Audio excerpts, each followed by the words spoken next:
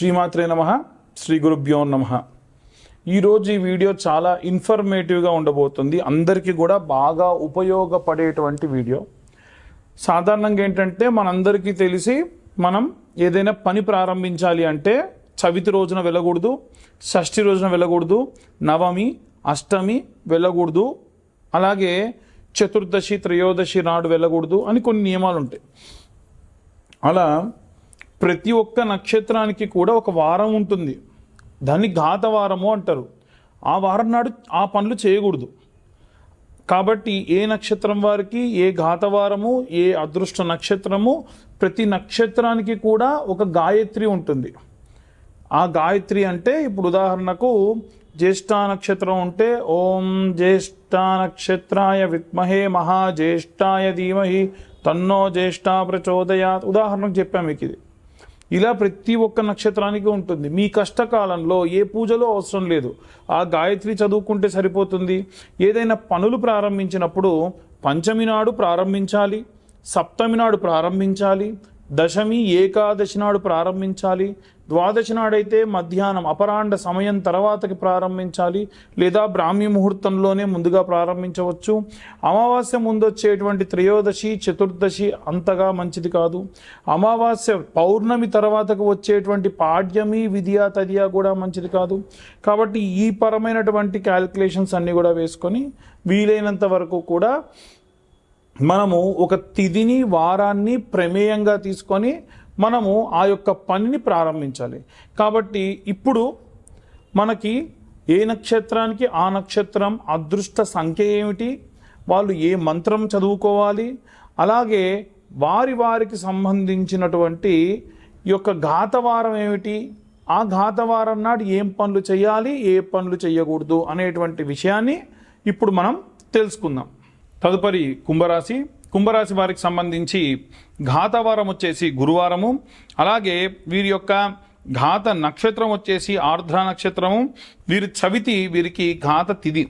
అయితే కుంభరాశిలో జన్మించిన వారికి గురువారం నాడు ఎట్టి పరిస్థితుల్లో షేవింగ్ చేయించడం కానీ కటింగ్ చేయించడం కానీ అలాగే శంకుస్థాపనలు కానీ గృహప్రవేశాలు కానీ పనికిరావు.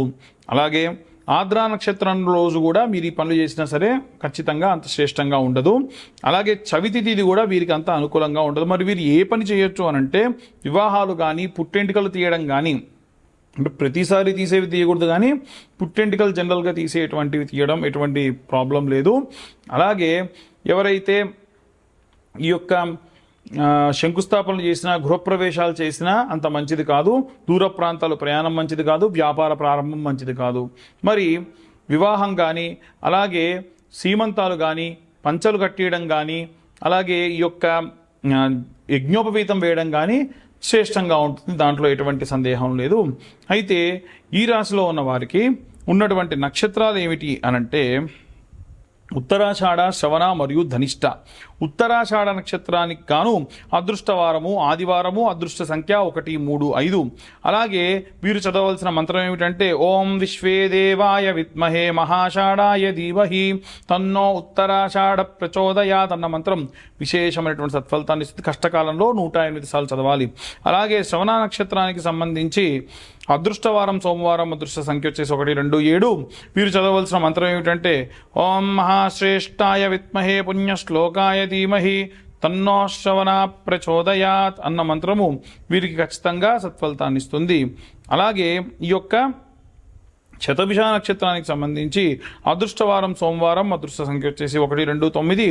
వీరు చదవలసినటువంటి మంత్రం ఏమిటంటే ఓం భేషజాయ విద్మహే వరుణ దేహాయ ధీమహి తన్నో శతభిష ప్రచోదయాత్ అన్న మంత్రము వీరికి విశేషమైన సత్ఫలితాన్ని ఇస్తుంది.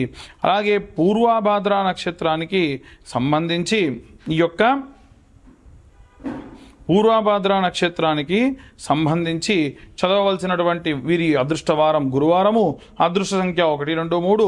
వీరు చదవవలసిన మంత్రం ఏమిటంటే ఓం తేజస్కరాయ విద్మహే అజరక పాదాయ ధీమహి తన్నో పూర్వాపోష్ట ప్రచోదయాత్ అన్న మంత్రము వీరికి విశేష సత్ఫలితాన్ని ఇస్తుంది 108 సార్లు చదవడం వలన. అలాగే అందరూ కూడా చాలామంది మీ పేరు మాత్రమే చెప్పి డీటెయిల్స్ చాలామంది చెప్పి జాతకం గురించి అడుగుతున్నారు. ఖచ్చితంగా మీ పేరు, date of birth, time, place కింద ఉన్న నెంబర్కి వాట్సాప్ చేయండి.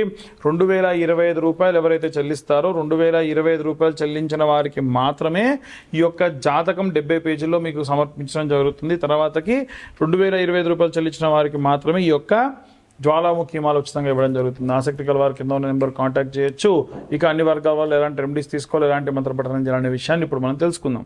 చాలామంది రాహుగ్రహం వలన చాలా ఇబ్బందులు పడుతూ ఉన్నారు.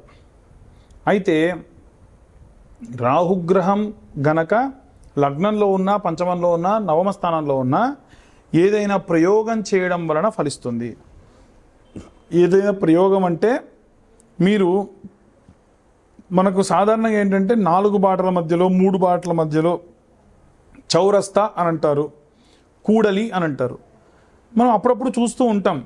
అక్కడ నిమ్మకాయలు, గుడ్లు ఇలాంటివన్నీ పడేసి ఉంటాయి.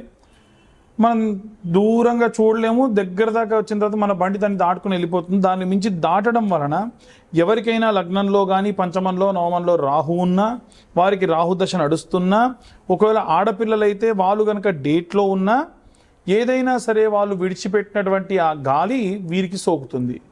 ఏదైనా దుష్టత్వం వీరికి ఆపాదించబడుతుంది. నిద్ర పట్టదు, ఉలిక్కిపడి లేవడం, సూసైడ్ చేసుకోవాలన్న టెండెన్సీలు రావడం, ఇలాంటివన్నీ విపరీతంగా జరుగుతూ ఉంటాయి. ఎవరికైతే ఇలాంటి భావనలు ఉన్నాయి, నాకు నిద్ర పట్టట్లేదు, సూసైడ్ లాంటివి ఆ థాట్స్ వస్తున్నాయి, ప్రతిదానికి భయం వేస్తుంది, ఇలాంటివన్నీ ఈ పాపగ్రహ సంచారం వలన వీరి జాతకంలో వచ్చేటువంటి ఇబ్బందులు.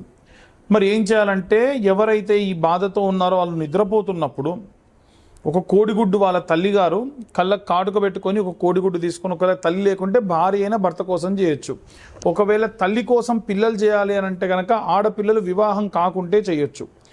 అయితే ఈ కంటికి కాటుక పెట్టుకొని ఒక కోడిగుడ్డు తీసుకొని ఆ కాటుకను తీసి 2 కళ్ళు, ముక్కు, నోరు, ఐబ్రోస్, బొట్టు గీసి కుడి చేత్తోని 3 సార్లు, ఎడమ చేత్తోని ఒకసారి తిప్పి ఒక కవర్లో పెట్టి ఎవరికన్నా ఒకళ్ళకి మగవాళ్ళకి ఇచ్చి కూడలిలో పడేసి అది పగిలిపోవన్నమాట. అట్లా విసిరేసి వెనక్కి తిరిగి చూడకుండా రమ్మని చెప్పండి.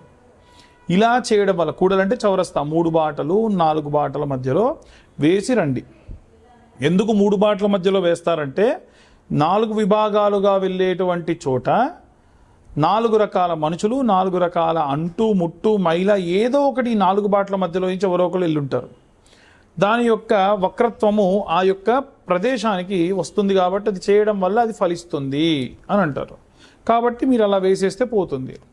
దీని తర్వాతకి ఏదైనా ఒక అమావాస్య నాడు కానీ, లేకుంటే ఒక మంగళవారం నాడు కానీ, ఎవరికైతే తల్లి తండ్రి లేని ఒక ఏజ్డ్ వాళ్ళు ఉంటారు కదా, మీ ఇంట్లో మీ తాతనో, బాబాయిలో, పెదనాన్నలో, వాళ్ళతో గుమ్మడికాయ కోయించి లోపలున్న దొబ్బంతా తీసి దాని లోపల నువ్వుల నూనె, ఆముదము కలిపి ఒక ఆకులో ఉప్పు వేసి ఇంటి ఆవల అంటే కాంపౌండ్ లోపల మీ యొక్క ఇంటి బయట ఆ ఉప్పు పోసిన దాంట్లో గుమ్మడికాయని పెట్టి పెద్ద అఖండ ఒత్తి వేసి వెలిగించి దీపం పెట్టాలి. ఇలా చేయడం వలన ఈ యొక్క జాతక సంభావిత దోషములు కూడా పోతాయి.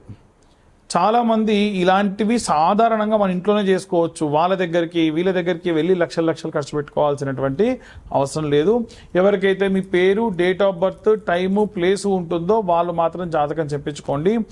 Date of birth, time, place ఉన్నటువంటి వాళ్ళు కింద ఉన్న నెంబర్ కాంటాక్ట్ చేయండి. 2025 రూపాయలు జాతకానికి తీసుకోవడం జరుగుతుంది. 60-70 పేజీల్లో జాతకం మీకు ప్రొడ్యూస్ చేయడం జరుగుతుంది. ఎవరైతే 2025 రూపాయలు చెల్లిస్తారో వారికి ఈ యొక్క జ్వాలాముఖి మాల ఉచితంగా ఇవ్వడం జరుగుతుంది. 2025 రూపాయలు చెల్లించిన వారికి మాత్రమే, అంటే జాతకం కోసము.